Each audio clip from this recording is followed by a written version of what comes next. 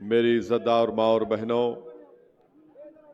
बुज़ुर्गान कौम और मिल्लत, मेरे गयूर नौजवान साथियों,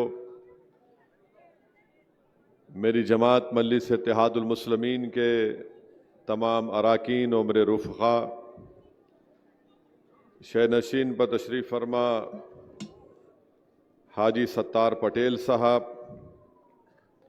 अयूब चेयरमैन साहब, अज़हर पठान साहब, समीर साजिद साहब, शारिक नक्शबंदी साहब, मुशू पटेल साहब, शफीक पटेल साहब, तैयब पटेल साहब, शकील सिद्दीकी साहब, समद पटेल साहब,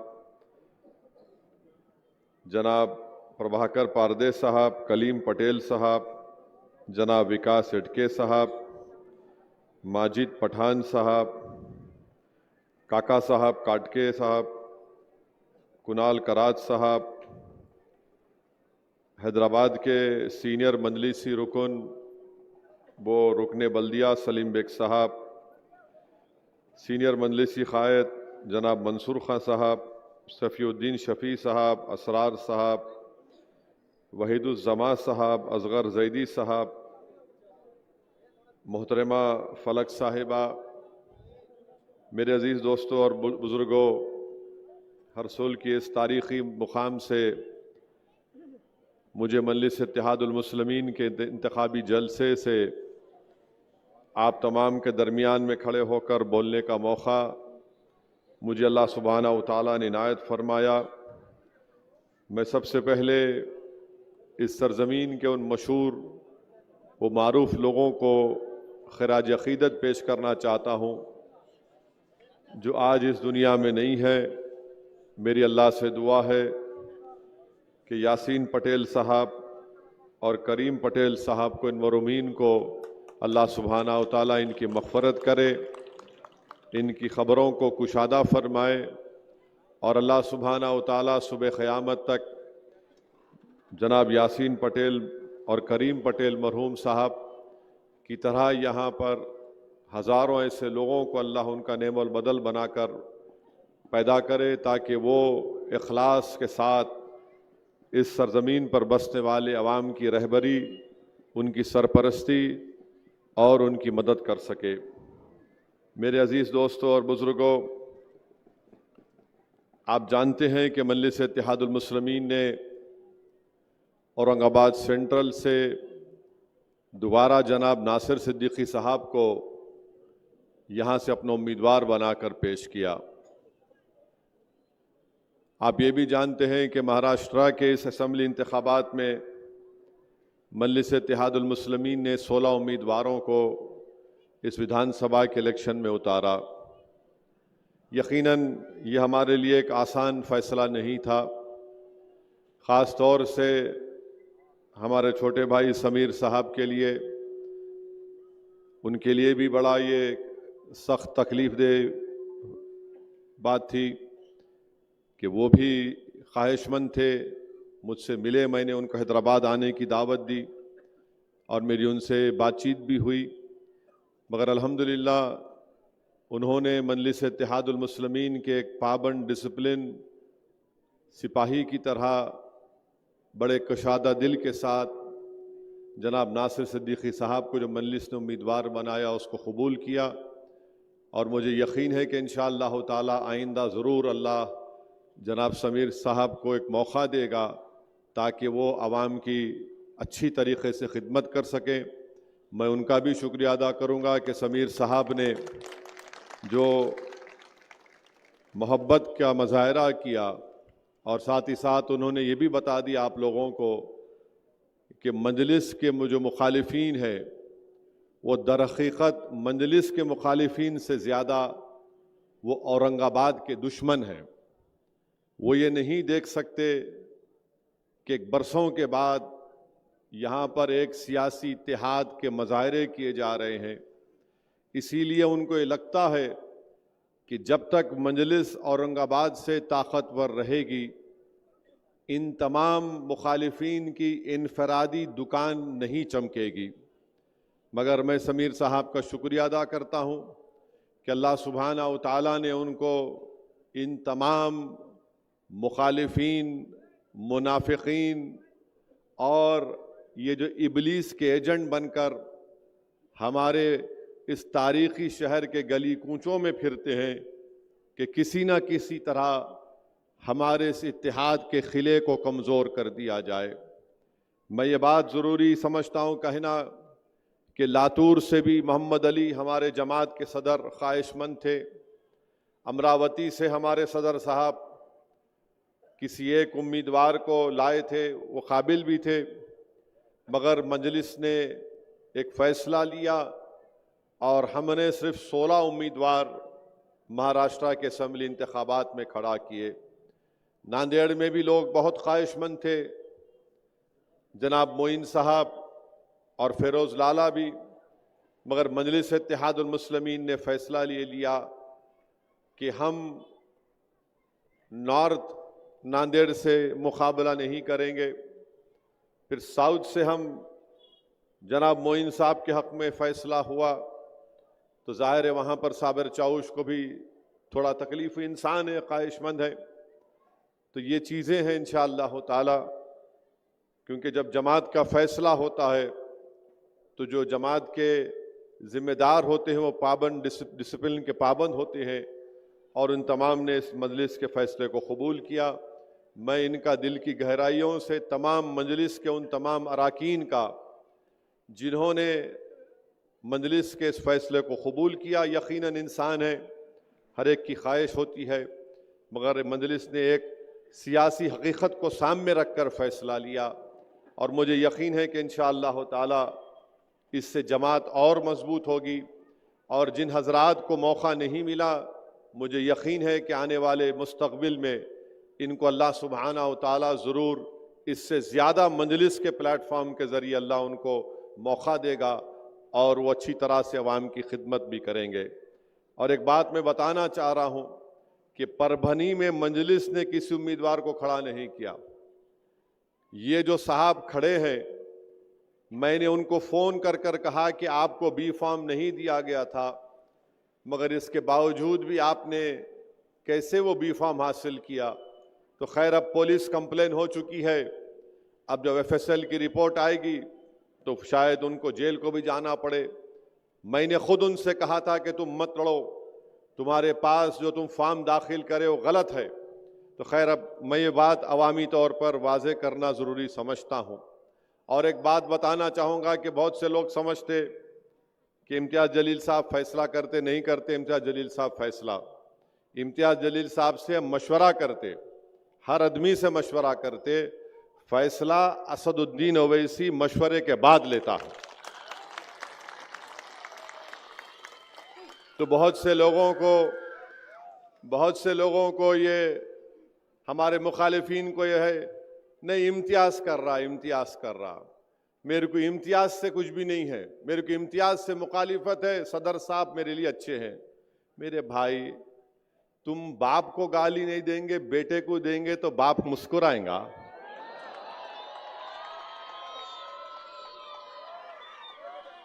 आप किसी एक ताकतवर खूबसूरत घर आपने तामीर किया मजलिस का, यहां पर औरंगाबाद में बड़ी शानदार इमारत आपने खड़ा की। इसमें हमारे बुजुर्गों की, नौजवानों की, माँ और बहनों की कुर्बानियां हैं। अब जब हमारी इमारत मजबूत होते जा रही तो इस इमारत पर आकर कोई पत्थर फेंक रहा है, नहीं मेरे को सदर साहब से कुछ नहीं, इमारत पे पत्थर फेंक रहा हूं मैं, ये कैसे हो सकता है? तो मेरी आप तमाम से गुजारिश है, ये एक ताकतवर इमारत की बुनियाद आपने रखी, और सरजमीन तेलंगाना के बाद अगर कोई ताकतवर जगह मजलिस की है तो ये औरंगाबाद की सरजमीन है, अल्हम्दुलिल्लाह। तो मेरे अजीज दोस्तों और बुजुर्गों, अब इंतखाबात की बात होगी। 9:12 हुए हैं, 9:15 नहीं हुए। ये बात करे कि मीडिया वालों को 15 मिनट से बड़ी मोहब्बत हो गई। क्या है नहीं मालूम, 15 मिनट से इनको इतनी मोहब्बत। तो खैर, अभी 9:12 हुए। मेरे अजीज दोस्तों और बुजुर्गों, 20 नवंबर के दिन इंतखाबात की रायदही का दिन है और सेंट्रल में नासिर सिद्दीकी साहब का नाम मशीन में 12वें नंबर पर है और ईस्ट में इम्तियाज जलील साहब का मशीन में नंबर 6 नंबर पर है। तो मैं हमारे बुजुर्गों से, हमारी इज़्ज़तदार माँ और बहनों से, नौजवानों से, तमाम औरंगाबाद के वोटर से अपील कर रहा हूँ कि इन दोनों असम्बली हल्के जात से आप मजलिस के उम्मीदवारों को कामयाब करके आप यहाँ से उनको अपना एमएलए बनाइए ताकि वो महाराष्ट्र की विधानसभा में जाकर आपकी आवाज बन सके। देखिए, ताकतवर और कमजोर में फर्क होता है। ताकतवर ये बोलता है कि मैं इलेक्शन जीतूंगा, नासिर सिद्दीकी बोल रहे हैं मैं इलेक्शन जीतूंगा, ये ताकतवर बोल रहा है। समीर बोल रहा है कि मेरे को टिकट नहीं मिला, वक्तिया तौर पे तकलीफ हुई, मगर मेरी जमात जीतेगी। इम्तियाज जलील ये कह रहे हैं कि मैं सेंट्रल से एमएलए था, अल्लाह ने और आपने मुझे कामयाब किया, फिर मुझे अल्लाह और यहां की आवाम ने मुझे एमपी बनाया, फिर अल्लाह का फैसला हुआ, मैं कामयाब नहीं हुआ। ये तमाम मुखालिफिन और मुनाफिकीन की साजिशों की वजह से मैं अब फिर जमात ने मुझे मौका दिया, इससे मैं लड़ूंगा और कामयाब होऊंगा। अब जो कमजोर होता है वो क्या बोलता है, मैं जीतूंगा नहीं, मैं इसको हराऊंगा। समझे आप? जीतने वाला क्या बोलता, मैं जीतूंगा। जो कमजोर होता है जहनी तौर पर भी, किरदार के तौर पर भी, वो कहता है नहीं, मैं इसको हराऊंगा। तो ये जो बीजेपी आरएसएस की साजिश ये है कि पूरे महाराष्ट्र में उन्होंने ऐसे 100 उम्मीदवारों को खड़ा किया जिनका नाम उर्दू जबान से शुरू होता है। समझे ना? समझे नहीं समझे?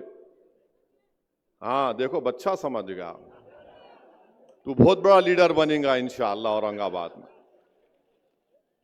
तो बीजेपी ने 100 ऐसे इंडिपेंडेंट उम्मीदवारों को खड़ा किया जिनका नाम उर्दू जबान से शुरू होता है। तो मोदी की साजिश यह है कि ये 100-200 ले ले, ये 100-200 ले ले तो वहां पर उनको कामयाबी मिल जाएगी, वोट आपका और हमारा डिवाइड होगा। मगर मैं इन तमाम 100 लोगों से कहना चाह रहा हूं कि आप इस शहर को कमजोर करके रात में कैसे सो सकेंगे अपने घर में, बताओ मेरे को। आप इस शहर को और कमजोर करके कैसे आप अपनी जमीर को जिंदा रख पाएंगे? आप का नाम कुछ और है मगर आप काम किसका कर रहे हैं देख लो। आप जीतने के लिए नहीं लड़ रहे हैं क्योंकि आप कमजोर हैं, आप हराने के लिए लड़ रहे हैं। आपकी पूरी सोच यह है कि मोदी जीते, मजलिस ना जीते, कोई भी जीते मगर मजलिस ना जीते।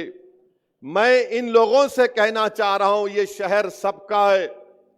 तुम अपना जमीर को कैसे जिंदा रखोगे? तुमको रात में नींद कैसे आएगी अगर तुम ये जो काम करने जा रहे हो?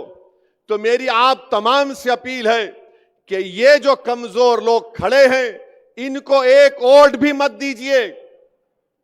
देखिए, मैं आपको याद दिला रहा हूं कि 20 साल के बाद Imtiaz Jaleel member of parliament बनकर दिल्ली की पार्लियामेंट में गया तो महाराष्ट्र की सियासत में एक हलचल आई, एक जलजला आया। मगर जब 2024 का चुनाव आया तो सब मिलकर इम्तियाज जलील को हराने में लग गए।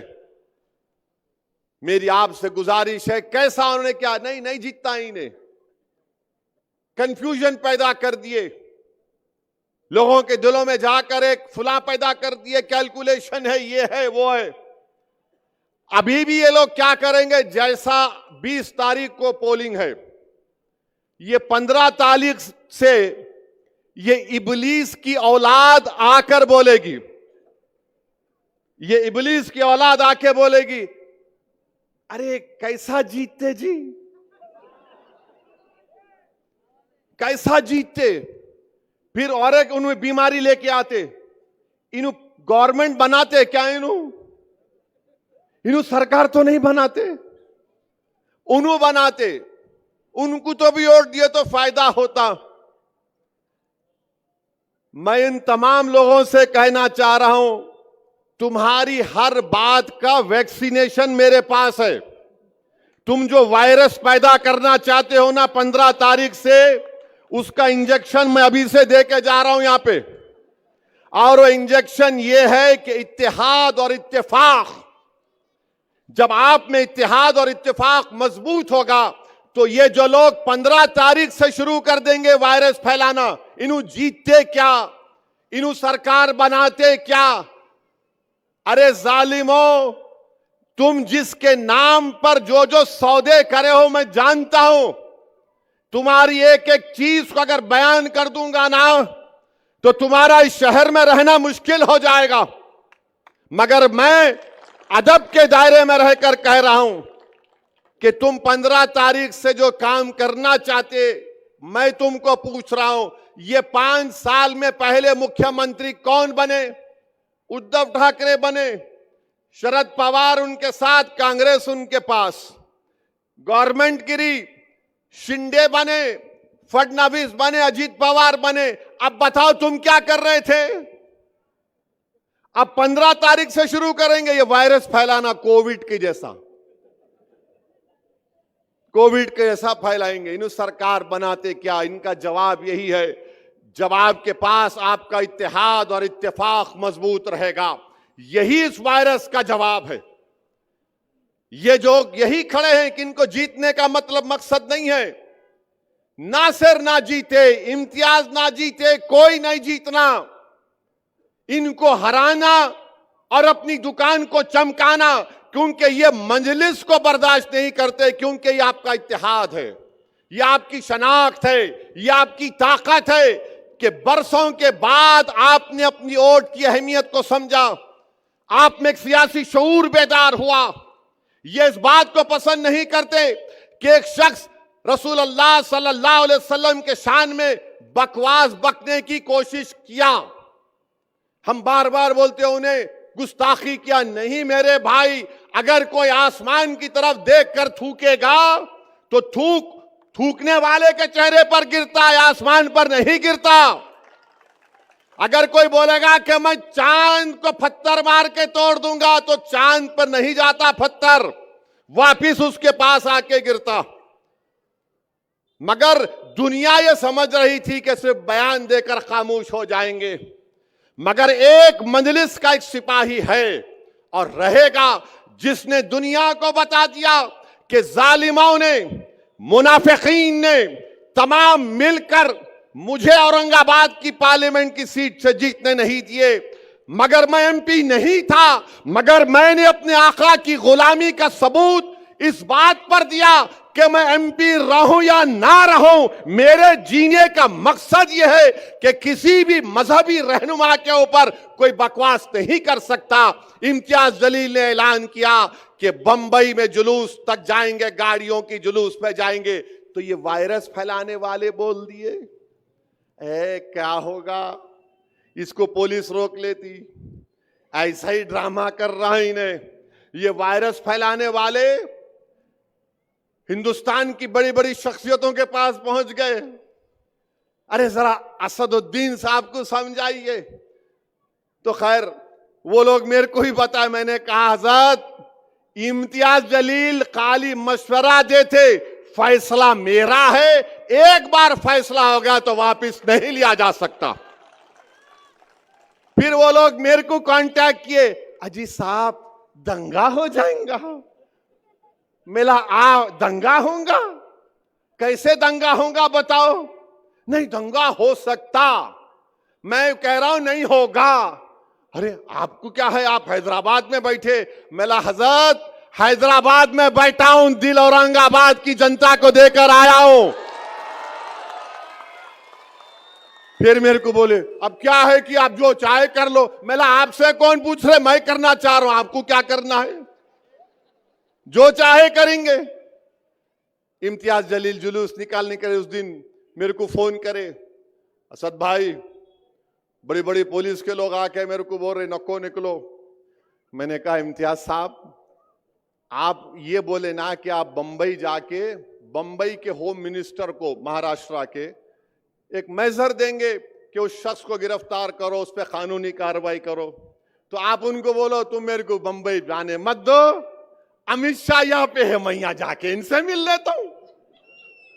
तो पुलिस के लोग बोले अम्मा इन्हें तो नमाज कम कराने गए तो हमारे गले में ज़कात सदका रोजे भी डाल दे रहा। तो बोले नहीं आप चले जाओ, शाह साहब को डिस्टर्ब मत करो। इसको सियासत बोलते प्यारे, ये कमजोर लोग नहीं समझ सकते। खैर जुलूस निकला अल्हम्दुलिल्लाह। मैं लाखों बार सलाम करता हूं तमाम फर्जंदाने तौहीद को, जो नहीं मालूम मराठवाड़ा से वेस्टर्न महाराष्ट्र से कहां से आए, जो दुनिया ये समझ रही थी कि नहीं सिर्फ 100 गाड़ियां निकलेंगी। दुनिया ने देख लिया कि नामूस रिसालत के मसले पर अगर किसी ने आवाज उठाई, एहतजाज किया, तो उसका नाम इम्तियाज जलील और मजलिस इत्तेहादुल मुस्लिमीन। तो मेरे भाई जुलूस निकल गया। अब ये वायरस, कोविड के वायरस वालों को परेशानी शुरू हो गई। अम्मा ये नया काम कर दिया इन्हें, अब इनको समझ में नहीं आया। अच्छा ये जितने खड़े हुए हैं ना मजलिस के खिलाफ, जिनके नाम उर्दू से शुरू होते, जो नासिर के खिलाफ, इम्तियाज के खिलाफ खड़े हुए, इनसे पूछो जाके वो गाड़ियों के जुलूस में तू एक गाड़ी दिया क्या? एक गाड़ी तो देना था, कोई गाड़ी तो छोड़ो, ये निकले भी नहीं घर से अपने। अरे जब तुम एक गाड़ी नहीं दे सकते, तुम एक दमड़ी नहीं दे सकते, तो तुम इस गयूर सरजमीन पर बसने वाले फर्जंदाने तौहीद और आशिक रसूल की ओर तुम कैसा मांग सकते, बताओ मेरे को। किस मुंह से तुम वोट मांगने निकले हो? हां तुम्हारे पप्पा मोदी है, पप्पा जी का ऑर्डर हुआ, बोले नाम डाल दे प्यारे, तो आप फौरन अपने मालिक को खुश करने के लिए ये 90 लोग पूरे महाराष्ट्र में अपने नाम डाल दिए, इस उम्मीद पर कि चंदे में कम से कम 100 वोट तो मिल जाएंगे। चंदे में कुछ नहीं मिलेगा इंशाअल्लाह ताला। मुझे यकीन है कि तुम्हारे घर में तुम्हारी मां, तुम्हारा बाप, तुम्हारा बेटा भी मजलिस को वोट देगा इंशाअल्लाह ताला। तुम देख लेना मेरी इस बात को।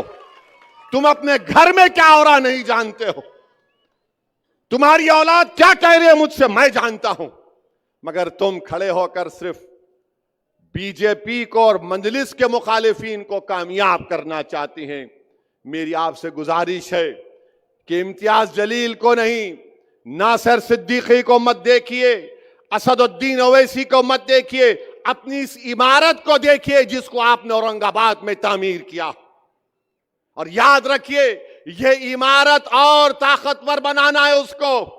उस इमारत को आपको अपनी मेहनतों से आपने तामीर शुरू की, उसकी बुनियादों में आपके आंसू हैं, उसकी बुनियादों में आपका खून है, उसकी बुनियादों में हमारे आने वाली नस्लों के ख्वाबों को पूरा करना है।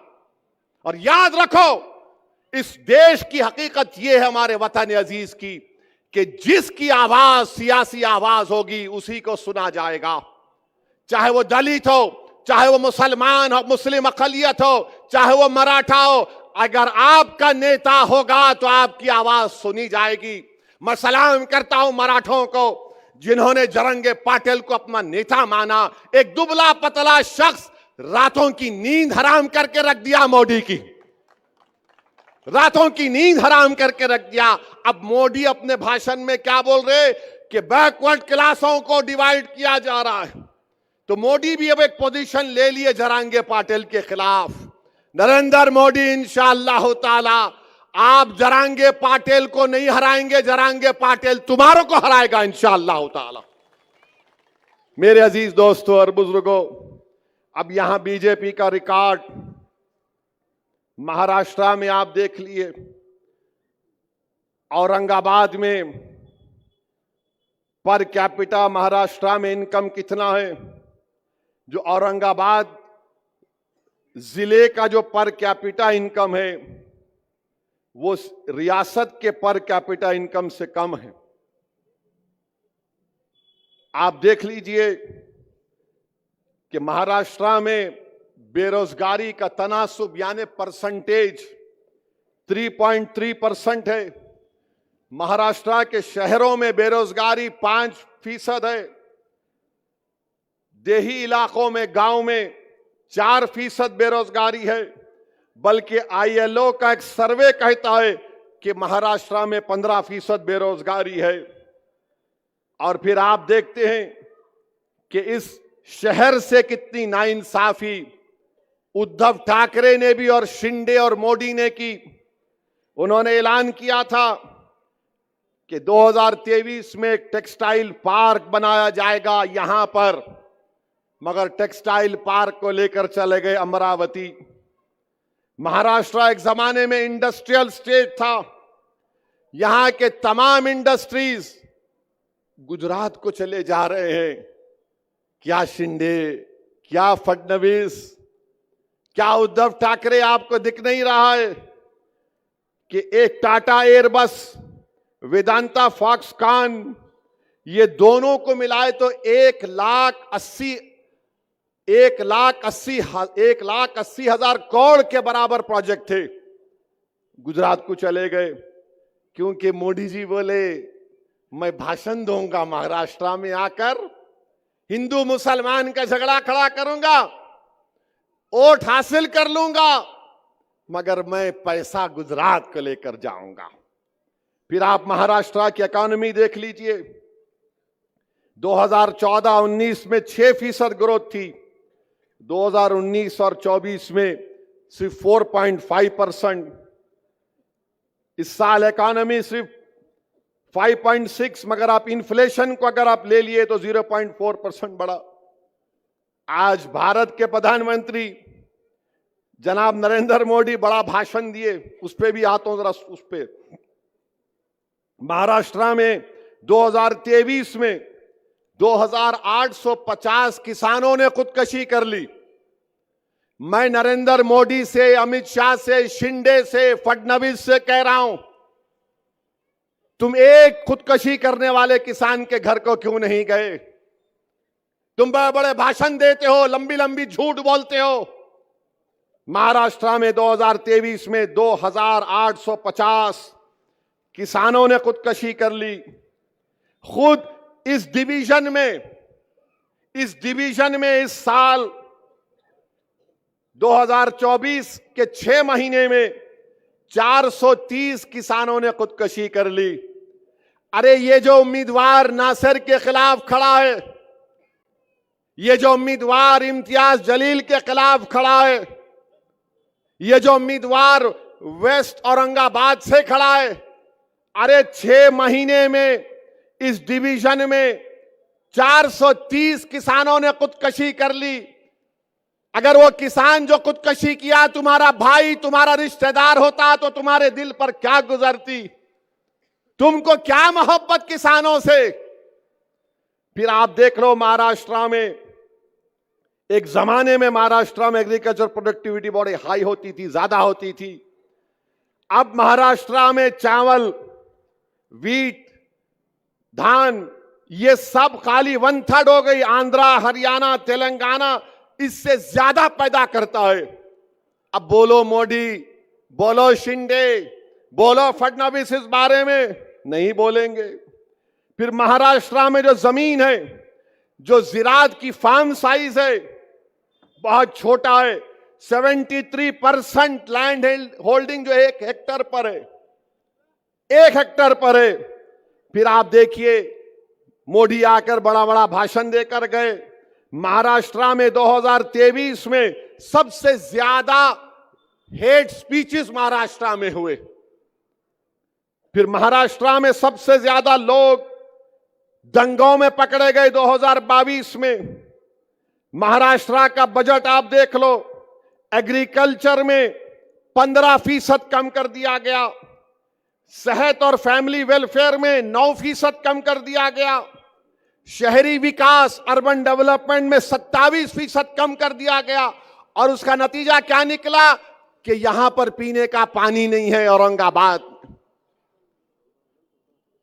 मोदी जी आएंगे औरंगाबाद को तो नरेंद्र मोदी अपने हेलीकॉप्टर को जहां ये कचरा डाल रहे ना वहां उतारना। तुम वहां अपने हेलीकॉप्टर को उतार के बगैर नाक को हाथ लगाए मोदी जी आप आना यहां पे। यहां बैठे तो बो आ रही है और बोल रहे हम सब चीज कर दिए, हम आसमान से तारे तोड़ के लाए, कुछ नहीं हुआ। फिर आप देखिए SC ST OBC माइनॉरिटी के बजट को कम कर दिया गया।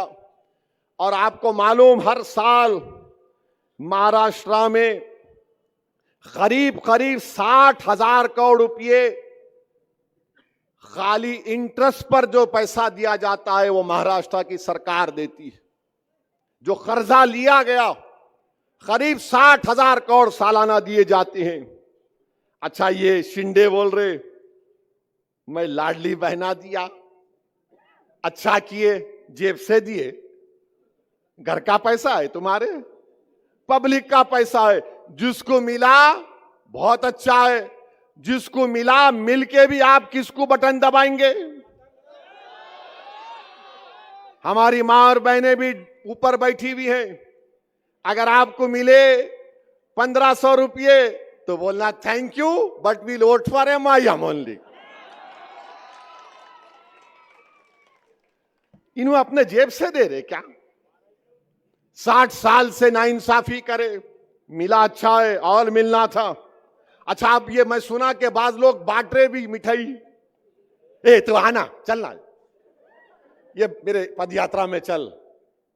अच्छा, कोई टून भी है तो बोले तो आके बैठ मेरे जलसे में, तेरे को इतने पैसे लो, मिठाई खाओ।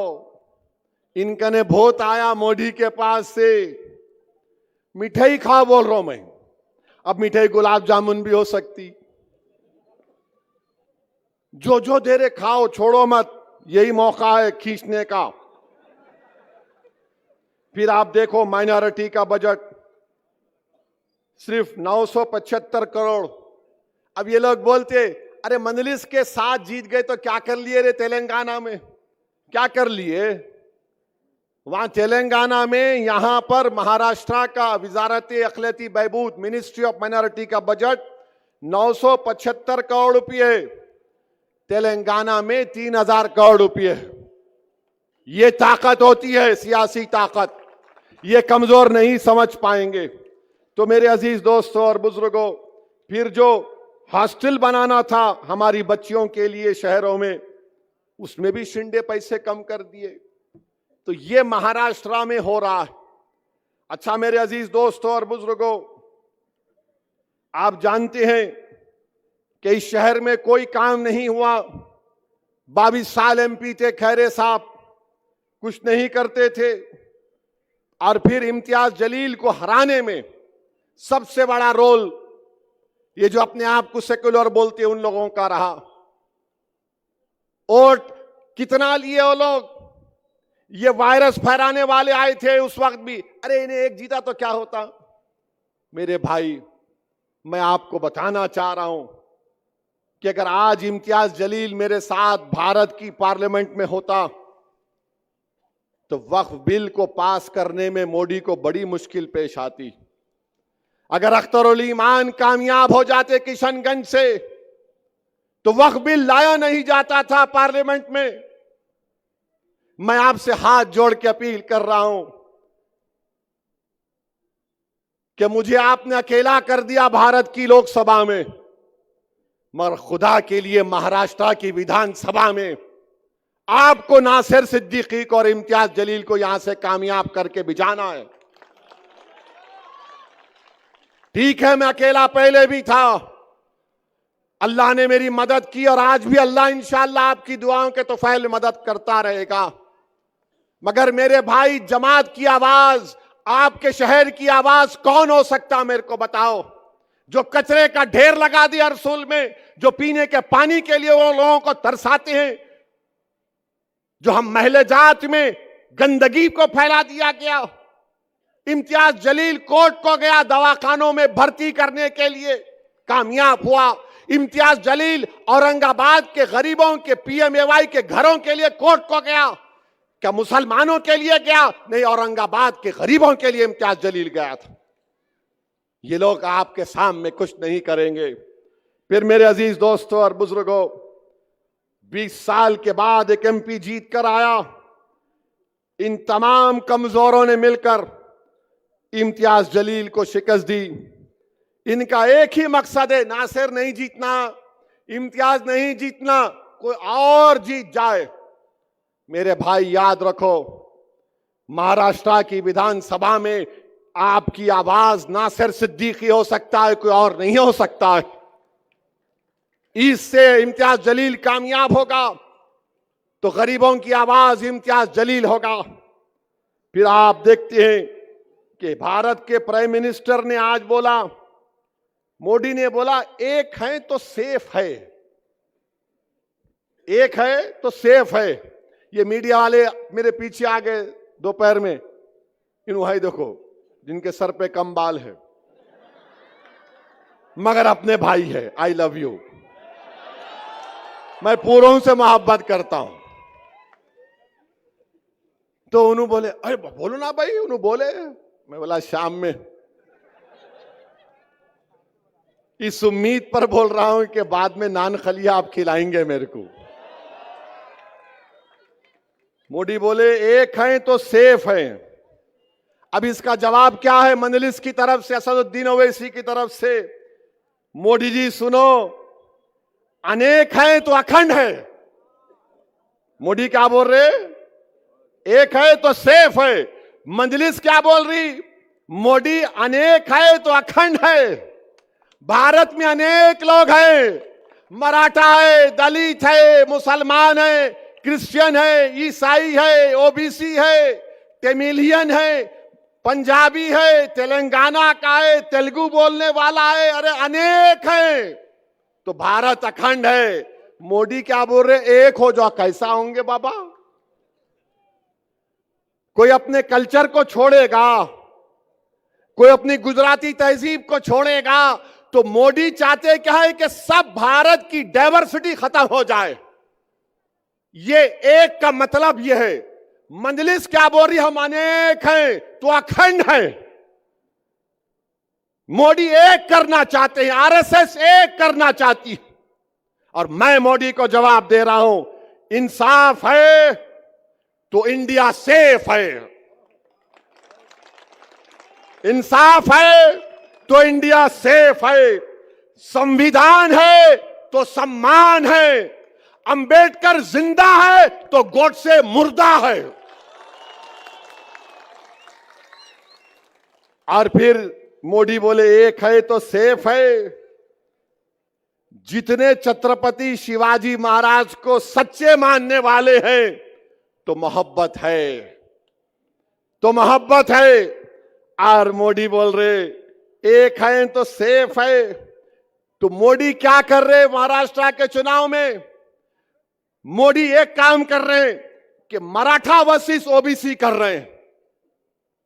मोदी क्या करना चाहते हैं? मैं हमारे ओबीसी भाइयों को बोल रहा हूं कि इसकी साजिश में मत आओ आप। ये एक की बात कर रहा है, हम अनेक की बात कर रहे हैं। ये लड़ाना चाहते हैं, एक के नाम पर सबको लड़ाना चाहते हैं। आप इनकी साजिशों में मत आओ। अच्छा मोदी जी ये तो बताओ, एक है तो सेफ है, तो आपने क्यों कहा था 2024 के पार्लियामेंट के इलेक्शन में राजस्थान में आपने हिंदू बहनों से कहा था कि आपका मंगलसूत्र निकाल कर मुस्लिम औरतों को दे दिया जाएगा? और आप आज महाराष्ट्र में आके बोल रहे एक है तो सेफ है।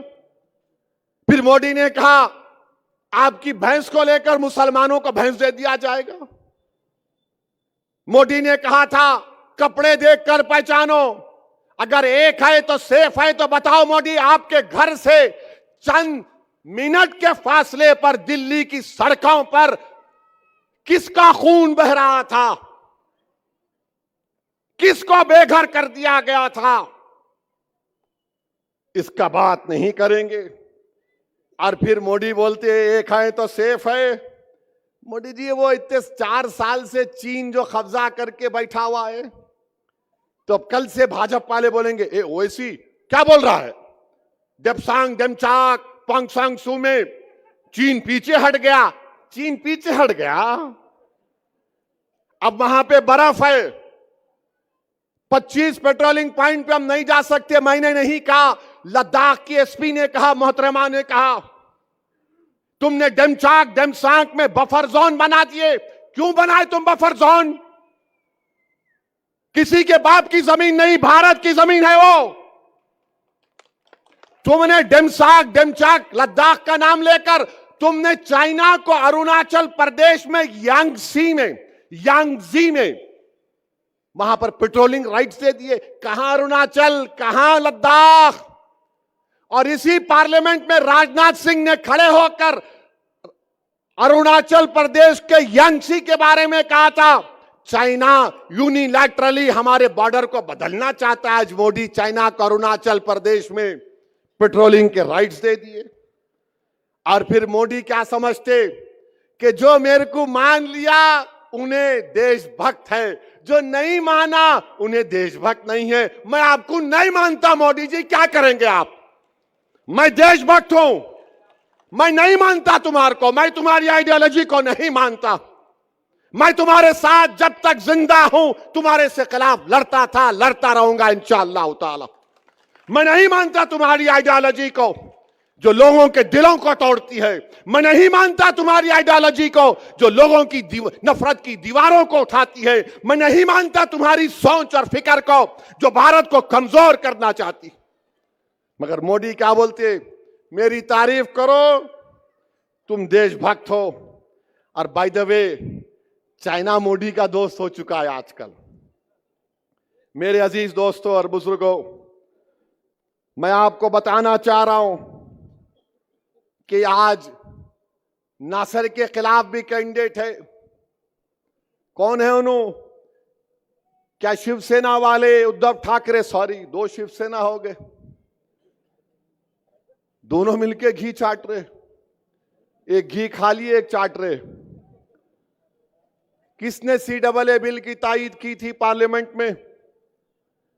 किसने NRC की तायीद की थी? किसने ट्रिपल तलाक की तायीद की थी? किसने UAPA के कानून की तायीद की थी? किसने, जब वक्फ बिल पेश हुआ तो उद्धव ठाकरे के MP नहीं थे लोकसभा में, मैं देखा हूं। कोई उद्धव ठाकरे के MP नहीं थे लोकसभा में, पूरे बाहर चले गए। जब वक्फ का बिल पेश हुआ तो कौन लड़ रहा था? उस वक्फ के कानून के इंट्रोडक्शन पर असदुद्दीन ओवैसी अकेले लड़ रहा था। और मैं आपको आज दिल की बात बता रहा हूं, मुझे माफ कर देना औरंगाबाद के गयूर लोगों, मैं जब अकेला खड़े होकर उसके इंट्रोडक्शन के खिलाफ लड़ रहा था तो 2-2 बार मेरी जबान से निकल गया, इम्तियाज मियां उठो, इम्तियाज मियां उठो, मगर इम्तियाज मियां यहां बैठे थे। मेरे भाई, ये वक्फ का कानून मस्जिदों को छीन लेगा अगर यह कानून बनता है। यह कानून बनता है तो दरगाहों को छीन लेगा, ईदगाह की जमीन को छीन लेगा, कब्रिस्तानों को छीन लेगा।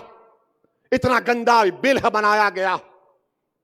बताओ, अगर तुम्हारी आवाज होती भारत की पार्लियामेंट में, इम्तियाज अख्तर अली ईमान अगर कामयाब हो जाते, किसका फायदा होता? आपका होता, संविधान का होता, जमहूरियत का होता। मगर ये कोविड का वायरस फैलाने वाले हमारी सफों में निफाक पैदा कर दिए। इस तरह का वक्फ का बिल पेश किया गया भारत की पार्लियामेंट में।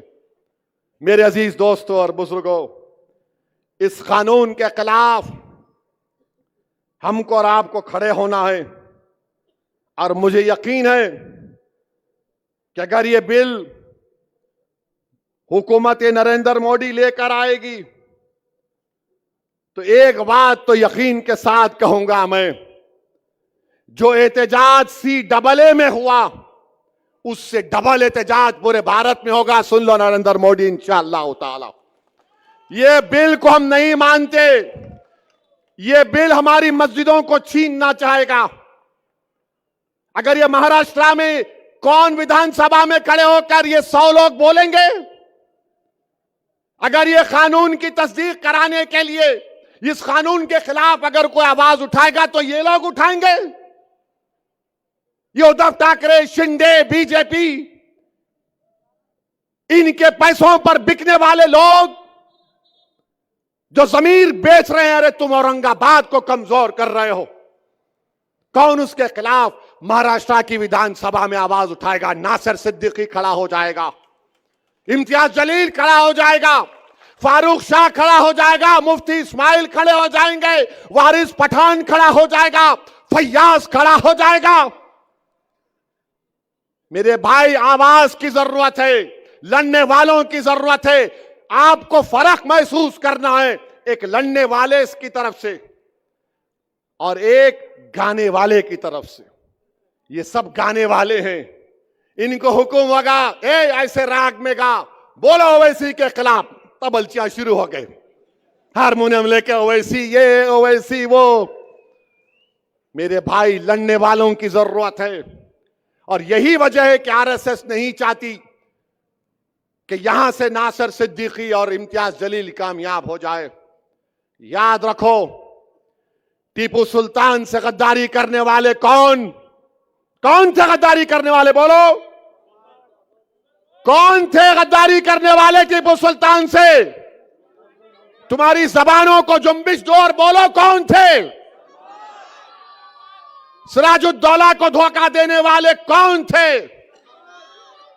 करबला के मैदान में इमाम हुसैन के खिलाफ नमाज भी पढ़ते थे और पानी भी बंद करते थे, कौन थे वो लोग? मेरे भाई, तारीख तुमको पुकार पुकार कर कह रही है कि एक पार्लियामेंट के इलेक्शन में इन जालिमों ने हमको डसा, अब असेंबली के इंतखाबात में इनको डसने मत दो। अपने इत्तेहाद को मजबूत बनाओ।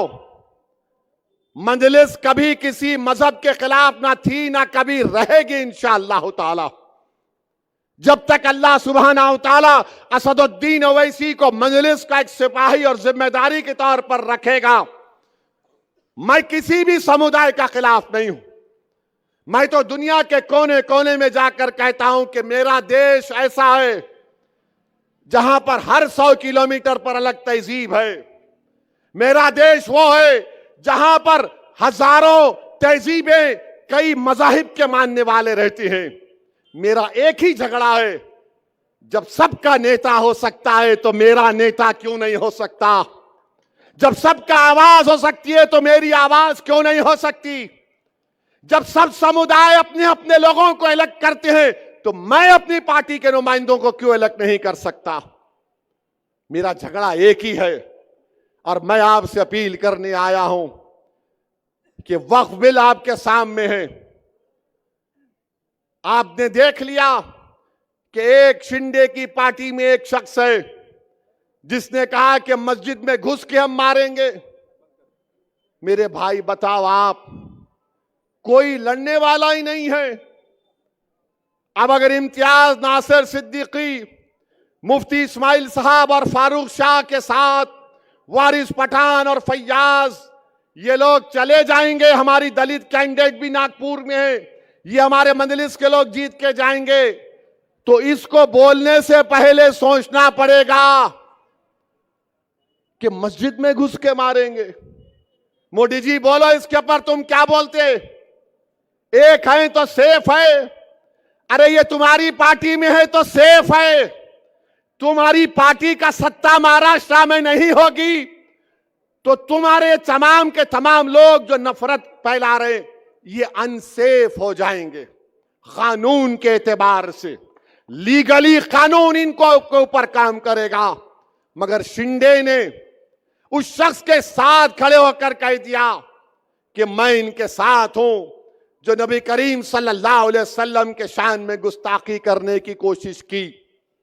तो मेरे अजीज दोस्तों और बुजुर्गों, अपने एक एक वोट को इस्तेमाल करिए। आप मजलिस के हक में बटन दबाइए। ये लोग जो खड़े हैं ना, जीतना इनका मकसद नहीं है, हराना इनका मकसद है।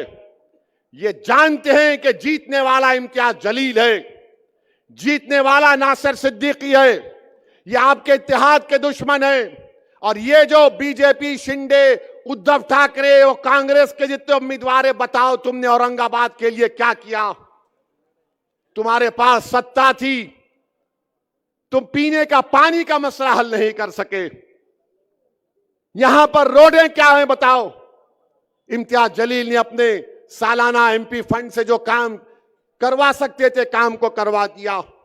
मगर मेरी आप तमाम से अपील है कि मुत्तहदा अपने वोटों का इस्तेमाल करिए।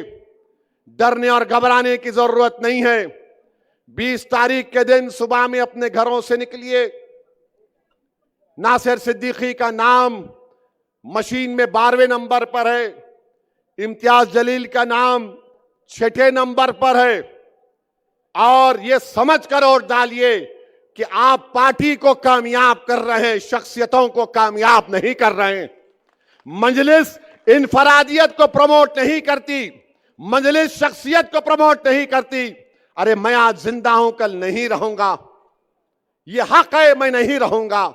तो क्या मजलिस खत्म हो जाएगी? लाखों बार खुदा ना खास्ता, मजलिस रहेगी तुम्हारी वजह से। तुम लीडर बनोगे, तुम कायद बनोगे, तुम रहबरी करोगे, तुम भारत की पार्लियामेंट पे लड़ोगे संविधान के दायरे में रहकर।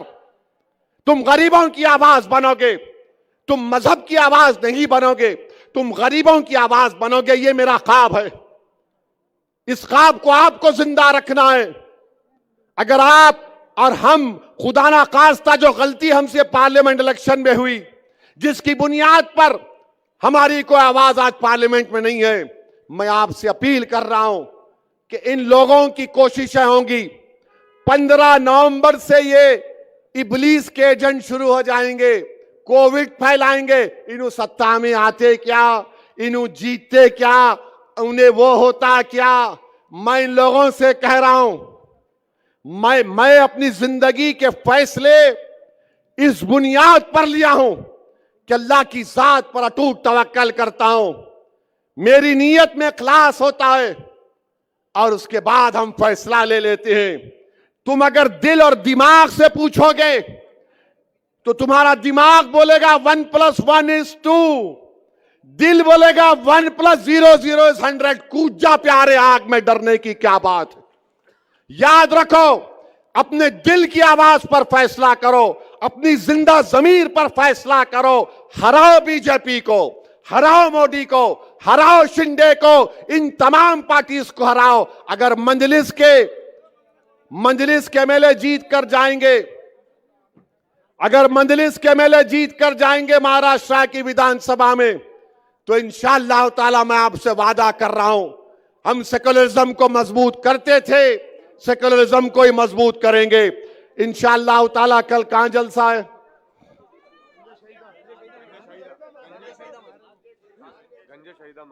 कल गंजे शहीदा में है। मीडिया वालों को भी रिक्वेस्ट करूंगा, कल आओ ना प्लीज। कल भड़काऊ भाषण होगा। हाँ, अब चला देना तुम। Owaisi said this, breaking news. कल जरा आ जाओ भाई, आप भी आएंगे ना? कल आएंगे ना? साथ है ना आप लोग? तो 20 तारीख को आसमानों पे क्या दिखेगा और कैसा दिखेगा? ऐसा डाल के जीप जीप जीप पूरा सबको काट देने का। अरे अभी नो बोलेंगे, अम्मा ऐसा बोले, पतंग बोल रहा हूं मैं। ये तो मीडिया वाले बोलेंगे ओ ऐसा काट। नो नो, पतंग, पतंग का निशान है। तो आपसे अपील है कि 20 तारीख को आपके इलाकों में सिर्फ आसमानों पर क्या नजर आएगा? क्या नजर आएगा? पतंग को वोट देंगे आप। अल्हम्दुलिल्लाह, इंशाअल्लाह कल मुलाकात होगी गंजे शहीदा में। अस्सलाम वालेकुम।